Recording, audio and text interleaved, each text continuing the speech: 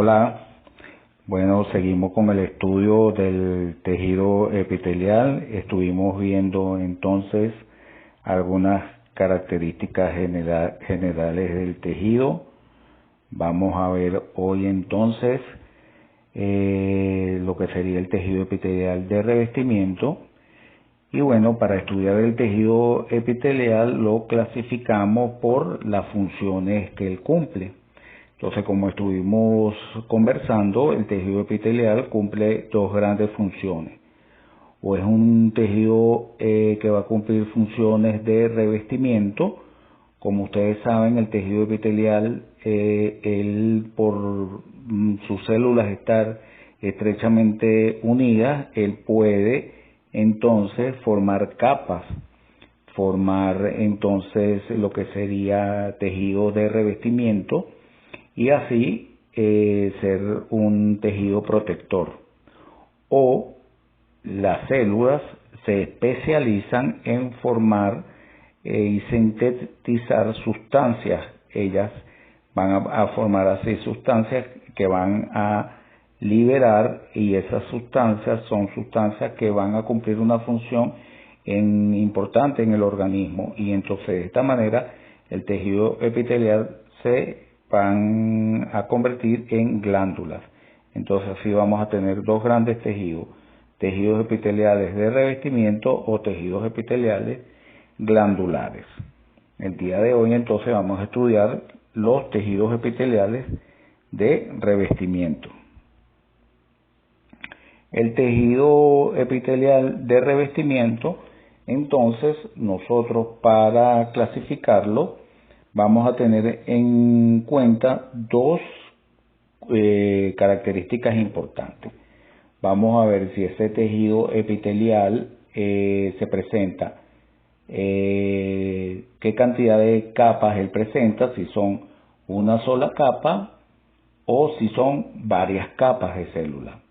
Y también vamos a tener en cuenta cuál es la forma de las células que presenta la última capa de esa célula. Entonces, en resumen, vamos a ver cuáles son los números de capas que presenta y la forma de las células que están ahí presentes, ¿sí? Entonces, comenzando con ese epitelio de revestimiento, si se presenta una sola capa de célula, ese epitelio será simple. Cuando presenta una sola capa de célula, ese epitelio será simple. Entonces, en un epitelio simple que presenta una sola capa de célula, todas las células están en contacto con lo que sería la lámina basal, y las células van a tener una misma forma, y esas células pueden ser planas, pueden ser cúbicas o pueden ser cilíndricas. Y tenemos una variedad que la vamos a ver, que son los epitelios, en donde que es una variedad de ese epitelio simple, que son los epitelios pseudoestratificados. Ya vamos a ver cuáles son. Ok, ¿qué sería un epitelio simple plano? Un epitelio, aquí está esquematizado, los epitelios simple planos son aquellos epitelios en donde el ancho y el largo predomina sobre el alto. Entonces el ancho y el largo o profundidad predomina sobre el alto, ¿sí? Entonces son aquellas células que son de poca altura. Inclusive es tanto así que en esas células el núcleo como que sobresale. Si nosotros vemos esas células como de perfil, parece tal cual como un huevo frito. ¿Saben? La imagen así del huevo frito, tal cual. Entonces es importante en este tema que ustedes vayan pudiéndose hacer un esquema de los diferentes tipos de epitelios y poniendo los ejemplos de cada uno de esos epitelios, ¿sí? y busquen ejemplos también.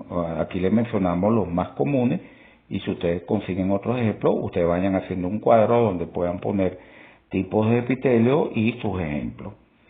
Fíjense, el ejemplo característico del tejido epitelial simple plano sería la cápsula de Bowman de la nefrona en el riñón, específicamente la hoja parietal. Entonces sería, el ejemplo sería la hoja parietal de la cápsula de Bowman en la nefrona en el riñón.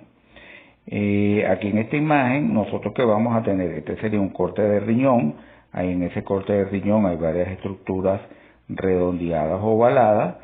Fíjense, puras estructuras redondeadas ovaladas, una más pequeña y estas estructuras más grandes. Esta estructura más grande sería el corpúsculo renal. Este corpúsculo renal, en el centro estaría el glomérulo renal, y este glomérulo renal aquí, en esta parte aquí, rodeando a todo este corpúsculo renal, aquí está lo que sería la hoja parietal de la cápsula de Bowman, y aquí en este espacio que pueden ver, en este espacio blanco, aquí va a caer lo que sería el ultrafiltrado del plasma sanguíneo. Lo van a ver cuando vean renal. Aquí, como es una luz o cavidad, ¿cuál va a ser el primer tejido que vamos a tener ahí? Epitelial, un tejido de revestimiento. Bueno, aquí hay un pequeño tejido que es un tejido simple plano. Aquí en este primer tejido que apenas podemos apreciar aquí en esta lámina es un tejido simple plano. ¿Ok? Aquí lo podemos apreciar. Otro ejemplo de un ejemplo de tejido epitelial simple plano. Por ejemplo, vean acá en este vaso sanguíneo. Aquí en este vaso sanguíneo, aquí está la sangre. Aquí pueden ver eritrocitos. Y aquí, recubriendo esta luz del vaso sanguíneo, vamos a tener un epitelio simple plano.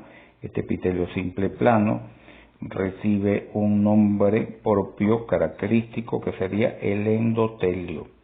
El endotelio entonces de los vasos sanguíneos es un ejemplo de epitelio simple plano, y aquí lo pueden ver. Esta celulita aquí apenas sería un ejemplo, otro ejemplo que pueden tener de epitelio simple plano. Ok, tenemos otro ejemplo de epitelio simple. ¿Por qué es un epitelio simple? Porque es una sola capa de célula. ¿Ok? Un epitelio simple, una sola capa de célula. Pero acá las células son cúbicas. ¿Qué significa eso? Que el ancho, el alto y la profundidad o la altura son iguales. O sea, las dimensiones son iguales, o tal cual, un cubo. Entonces aquí podemos observar que las dimensiones son un cubo. ¿Cómo sabemos rápidamente que la célula es cúbica? Porque fíjense, cuando yo veo un corte, yo no aprecio los límites celulares, pero rápidamente, ¿cómo yo puedo inferir la forma que tiene la célula? Lo puedo inferir por los núcleos. Cuando las células son cúbicas, los núcleos son redondeados. Entonces, en esta estructura, que este es un corte también en riñón, un corte del tubo contorneado proximal en la nefrona en el riñón, yo veo, fíjense esta estructura redondeada o ovalada, vean todos estos punticos que serían núcleos. ¿Cómo son esos núcleos? Son redondeados, ¿verdad? Entonces estos núcleos redondeados me hablan entonces que la célula es cúbica. Y vean que esos núcleos están todos paralelos, lo cual están paralelos uno al lado de otro, lo cual me habla que es un epitelio y que los núcleos están a un mismo nivel. Por lo tanto, me ubica que es una sola capa de célula. Por lo tanto, el epitelio es simple. Entonces, un epitelio, ¿Por qué sé que es un epitelio? Porque son células estrechamente unidas, están en una sola capa, por lo tanto es un epitelio simple, y como los núcleos están redonditos, las células son cúbicas. Entonces, por lo tanto, el tubo contorneado proximal de la nefrona es otro ejemplo de epitelio simple cúbico. ¿Ok? Aquí tengo otro ejemplo, vayan anotando todos esos ejemplos, ¿sí? Otro ejemplo de epitelio simple cúbico lo tenemos en la hoja o en la capa germinal del ovario. La capa germinal del ovario, este sería un corte de ovario, la capa germinal del ovario, ustedes se van al extremo de la lámina y aquí todo esto que está aquí es un epitelio simple cúbico.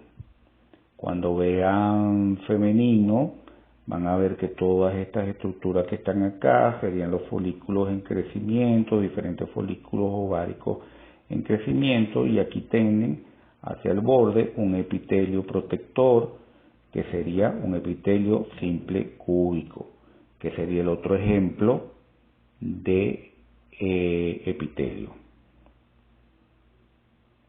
Ok, tenemos acá, ¿verdad? Vamos a tener otros ejemplos de epitelio. Estos serían epitelios cilíndricos. Aquí dice la lámina tejido cúbico, pero serían epitelios simple cilíndrico. ¿Ok? Ejemplos de epitelio simple cilíndrico vamos a tener el intestino delgado, vamos a tener que son ejemplos de epitelios simples cilíndricos. ¿Ok? Fíjense, ¿cómo lo sé? Las células entonces van a estar en mayor altura. Déjenme echar la lámina para atrás para chequear una cuestión aquí. Vimos los cúbicos, ahora vamos a ver los epitelios simples cilíndricos. Fíjense acá cómo tenemos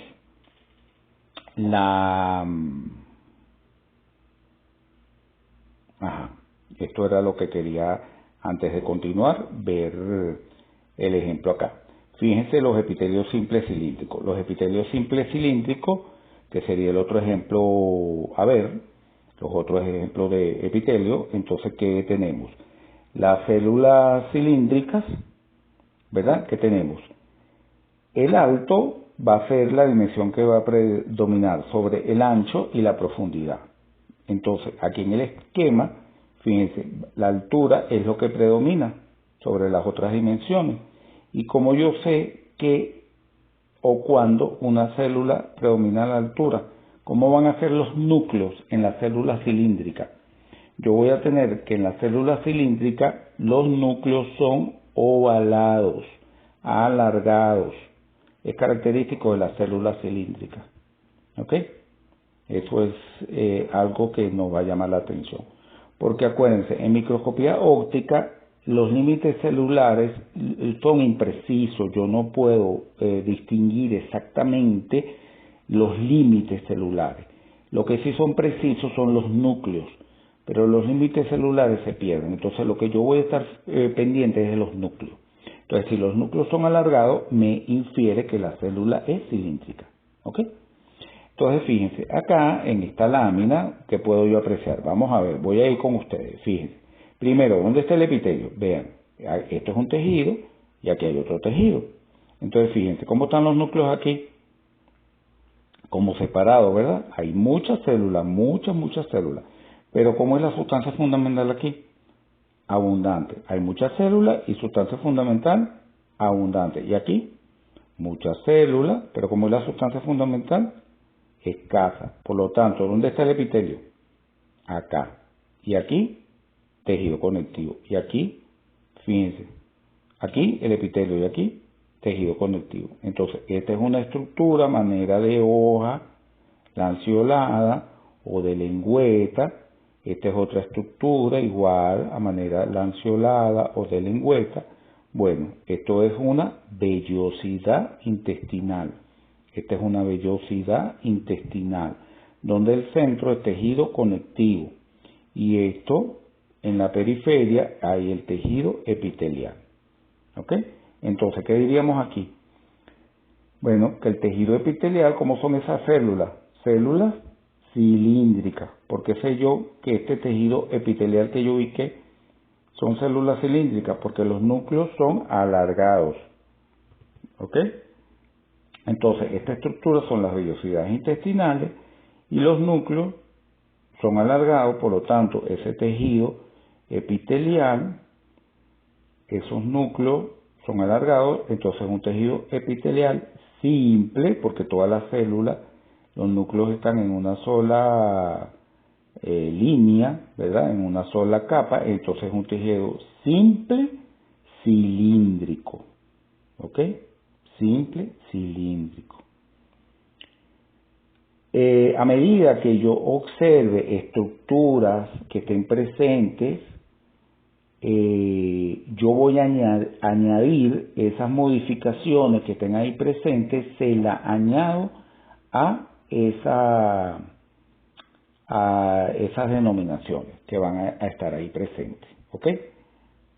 Entonces, fíjense, en el caso aquí del intestino, pueden ver aquí como unas estructuras aquí que no se tiñen, como algo aquí redondeado, ¿lo ven? Como unas escotaduras aquí que no se tiñen, pálidas, ¿sí? Bueno, esas estructuras que están aquí, que parecen como unos huevitos de paloma, acá, pálidas, que no se tiñen con los colorantes de hematoxilina y eosina, bueno, ahí son unos espacios ocupados por una célula que se llaman células caliciformes, como de cáliz, caliciforme. Esas células caliciformes que sí se tiñen con las reacciones hitoquímicas de Paz o de Azul-Alzian, esas células caliciformes están ahí presentes, ahí en las vellosidades intestinales. ¿Ok?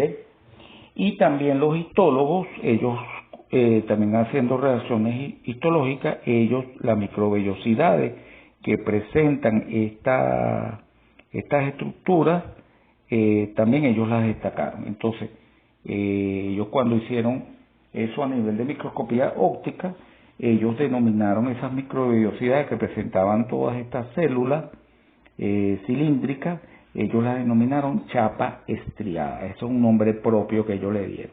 Entonces, todas estas estructuras uno las añade a ese concepto de ese epitelio. Entonces, ¿cuál sería el nombre definitivo que uno le da a este epitelio del intestino? Bueno, sería epitelio simple, cilíndrico, con células caliciformes y chapa estriada. Sería el nombre completo que recibiría el intestino delgado a este nivel. Le añade toda la estructura que uno observa. Bueno, el epitelio pseudoestratificado sería una modificación del epitelio simple y es una modificación propia de las vías respiratorias. Entonces, fíjese qué pasa aquí. Las células,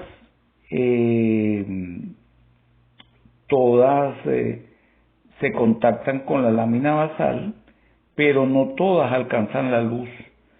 Porque, ¿qué pasa? Como las células son de diferente tamaño,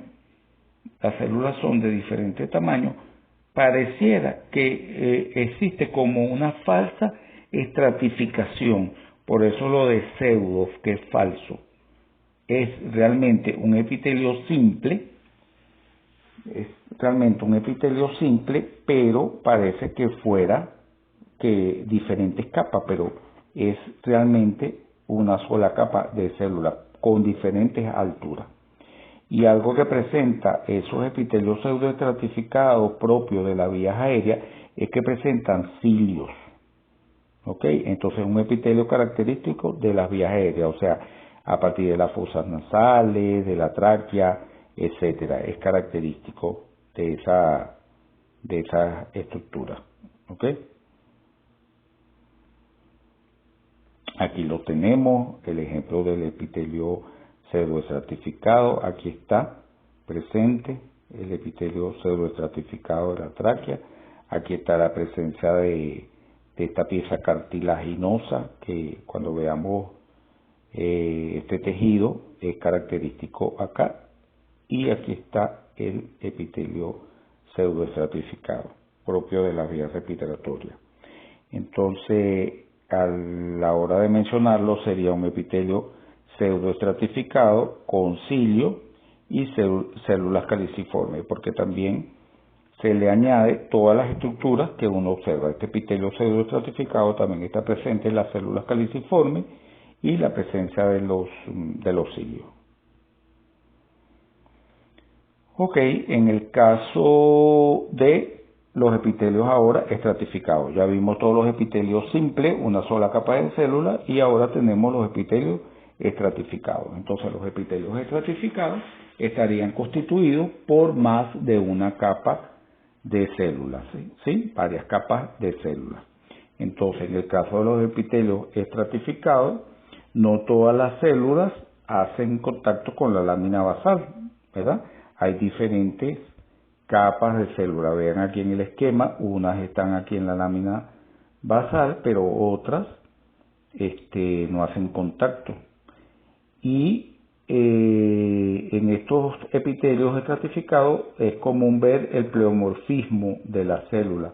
Generalmente entonces nosotros vamos a tener unas células, de repente las de abajo son más cilíndricas, después más cúbicas, hasta hacerse planas. Y vamos a tener entonces esos diferentes pleomorfismos de células. Y el nombre al final que se le da a esos epitelios estratificados se le da el nombre por la forma que presenta la última capa de célula. Entonces vamos a tener epitelios, el nombre se lo da a la última capa de célula. Pero en línea general ya les digo que la mayoría de los epitelios estratificados son planos porque se le da el nombre según la forma que tengan las células de la última capa, porque básicamente hay muy pocos ejemplos en el organismo de epitelios estratificados cúbicos o cilíndricos, son muy pocos, porque la mayoría de los epitelios estratificados están basados en los ejemplos que vamos a ver. Así como existe la variedad del epitelio simple, que es el pseudoestratificado, vamos a ver una variedad del estratificado, que es el epitelio de transición. Claro, lo vamos a ver. Bueno, el epitelio estratificado, porque sí, propio, es la piel. El epitelio estratificado como tal es la piel. Fíjense en esta lámina, vamos a tener la piel. Entonces aquí rápidamente podemos observar todo esto que está aquí sería la estratificación, varias capas de células, y aquí lo que está aquí abajo sería el conectivo.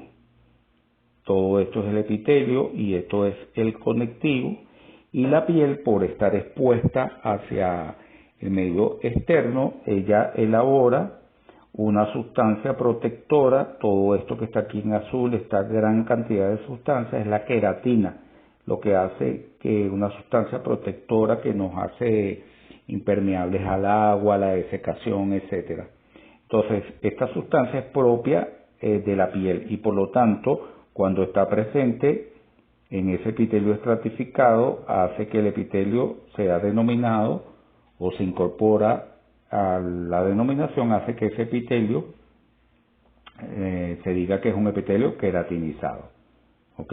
Entonces, el epitelio, en el caso de la piel, aquí las células son primero cilíndricas, después cúbicas, hasta las células que están en la última capa son planas. Entonces, la piel sería un epitelio estratificado plano, queratinizado. Aquí vean la queratina. En el caso, por ejemplo, del esófago, también es un epitelio estratificado. Este serían las células basales, que son más cilíndricas, después vienen cúbicas hasta hacerse planas, pero el esófago, acuérdense que el esófago entonces Su función es del transporte de los alimentos desde la boca hasta el estómago y no hace falta ahí la queratina. Por lo tanto, el esófago sería un epitelio estratificado, plano, no queratinizado. ¿Ok?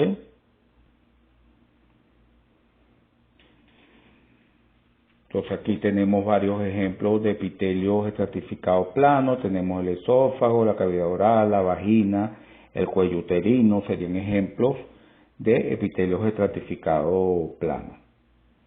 Un ejemplo de estratificado cúbico lo tenemos en los conductos excretores de las glándulas sudoríparas. Sería un ejemplo de epitelio estratificado cúbico. Como le digo, no hay un ejemplo, creo que en las glándulas de lo que es el epidídimo, en el varón, de un ejemplo estratificado cilíndrico. Pero sería creo que el ejemplo único que hay. En el caso de el ejemplo de transición, sería un ejemplo de lo que sería una variedad de el epitelio estratificado. De este ejemplo lo vamos a tener en lo que sería las vías urinarias. En las vías urinarias nosotros vamos a tener este tipo de epitelio, el cual es un epitelio que se adapta a la funcionalidad del órgano. Por ejemplo, en el caso de la vejiga, nosotros vamos a tener que, dependiendo del órgano, si la vejiga se encuentra muy llena, ¿qué va a hacer el epitelio? Se va a estirar y nosotros vamos a tener que las células entonces se van a hacer como más planas y menos número de capas de células. En cambio, si la vejiga se relaja, entonces las células se van a hacer más altas y mayor número de capas de células. Entonces va a depender como del estado funcional de las células. Otra cosa que se ha observado en este epitelio de transición o mixto, aquí hacia el polo apical de las células se observa como un engrosamiento de esas células, que entonces se dice que hay una sustancia que protege a este epitelio como de la corrosión de la orina, ya que la orina es corrosiva, pues. Bueno, como vimos que los epitelios, para clasificar los epitelios de revestimiento, vamos a tener en cuenta el número de capas de células y el nombre de la forma que tenga la célula, ¿verdad? Sobre todo de la última capa en el caso de los epitelios de revestimiento.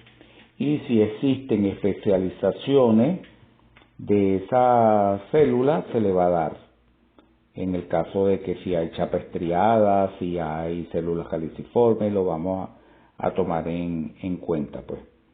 Y si por lo menos hay queratina o no, vamos a añadir esas terminaciones, ¿sí? Entonces así sí tenemos cuestiones como, por ejemplo, epitelio simple cilíndrico con células caliciformes y chapa estriada. El caso de, por ejemplo, epitelio simple cúbico con ribete en cepillo, que no se lo dije, el ribete de cepillo lo vamos a tener en el riñón. A nivel del riñón, en el tubo contorneado proximal, las microvellosidades, a nivel del tubo contorneado proximal, las microvellosidades fueron descritas en el momento que no había microscopía electrónica. A ese nivel fueron acuñadas con ese término de ribete en cepillo, así como las chapa estriada fue acuñada en lo que era en el intestino en su momento con coloraciones. Las microvellosidades fueron acuñadas ese término de ribete en cepillo en el riñón. Y bueno, todas esas terminaciones, a medida que se incorporan o se describan en esos tejidos, se incorporan. Entonces todos esos ejemplos ustedes vayan buscando y hagan sus esquemas, pues. Bueno, igualmente, determinados epitelios pueden diferenciarse y organizarse de forma de estructuras macroscópicas especializadas. Y así tenemos como, por ejemplo, el pelo, las uñas, por ejemplo, las plumas en las aves son epitelios, son estructuras y que son estructuras inducidas inclusive por el conectivo subyacente. ¿Ok? Igualmente les quería decir que algunos tejidos epiteliales de revestimiento reciben nombres propios especiales. Así tenemos, por ejemplo, en la piel, el tejido epitelial en la piel, cuando veamos piel, la epidermis es el nombre que se le da al tejido epitelial en la piel. Igualmente en el pulmón, el tejido, el mesotelio es el nombre que se le da al epitelio.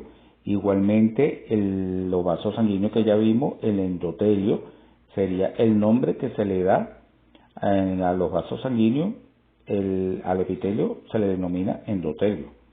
Entonces son nombres propios que se le da a cada uno de a esas estructuras epiteliales como tal.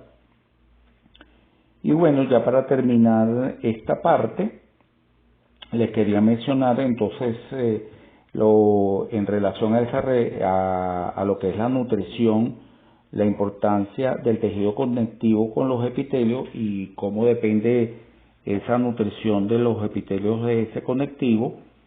Ese corium, pues, como ese corium que así se le denominó en un tiempo, esa relación del tejido conectivo con el epitelio, ese tejido conectivo adyacente a los del epitelio se le denominaba corium. Entonces, cuando nosotros vemos que ese tejido conectivo está adyacente a los epitelios de una forma lineal, como en este caso en los epitelios simples está de forma lineal, no se presentan ondas, ¿verdad? Es algo que yo puedo identificar, como está aquí en la lámina, lo puedo ver. Ese corium se le denomina de forma lisa o lineal. Entonces, en el caso que yo observo esto, rápidamente identifico que ese es un corium liso y es característico de los epitelios simples. Entonces, si yo observo esto, yo digo, bueno, esto es un epitelio simple, por lo tanto, este es un corium liso y esto es un epitelio simple. No tengo confusión de decir que esto es un epitelio estratificado. Entonces, si yo identifiqué que esto es un epitelio simple, en el caso de que esto es un epitelio pseudoestratificado, ya yo sé que no lo voy a confundir con un estratificado. Y aquí en este caso de piel, que ya yo sé que es un epitelio estratificado, vean cómo es el corio. El corio es así en forma de ondas. Entonces este es un corium, digamos, o llamado papilar. Rápidamente, al yo identificar el corium de forma papilar, rápidamente yo me ubico que estoy en presencia de un epitelio estratificado. O sea que el corium me ayuda a identificar los epitelios y a diferenciar si son simples o estratificados. O sea, es un componente más o es una estructura más histológica que me permite a mí clasificar los epitelios, ¿sí? Entonces eso también es bueno tenerlo en cuenta y considerarlo. Bueno, ya con esto terminamos esta segunda parte. En la próxima vamos a ver un poquito acerca de los complejos de unión, ¿verdad? Esas uniones que mantienen a los epitelios estrechamente unidos, y también vamos a pasar a ver lo que sería el epitelio glandular. Espero que hasta ahora hayamos comprendido todo lo que son los epitelios de revestimiento y ustedes puedan haber copiado cada uno de los ejemplos.